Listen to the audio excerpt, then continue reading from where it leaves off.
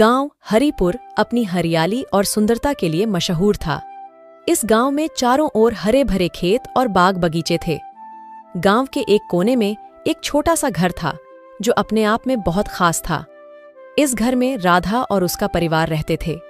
घर के सामने एक बहुत बड़ा पेड़ था जो पूरे गांव की शोभा बढ़ाता था।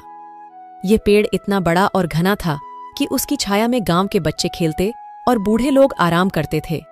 राधा के घर के आंगन में एक सुंदर गाय गौरी भी रहती थी।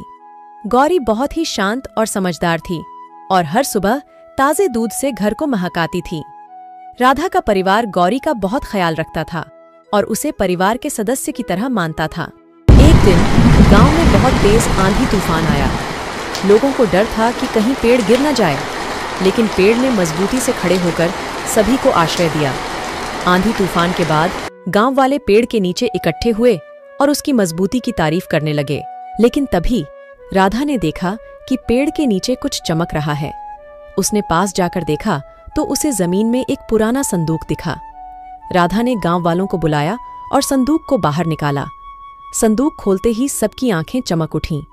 अंदर सोने चांदी के गहने और बहुमूल्य रत्न थे। तभी गांव के पंडित जी दूर से आते हुए बोले, यह खजाना हमारा पूर्वजों का है जो उन्होंने गांव की भलाई के लिए छुपाया था। गांव वाले बहुत खुश हुए और उन्होंने तय किया कि इस खजाने का इस्तेमाल गांव के विकास और गरीबों की मदद के लिए किया जाएगा। अब गांव में एक नई चमक आ गई थी। गांव के लोग मिलकर नए स्कूल, अस्पताल और खेल के मैदान बनाने लगे। राधा के छोटे से घर के सामने का बड़ा पेड़ अब गांव का सबसे महत्वपूर्ण स्थान बन गया था।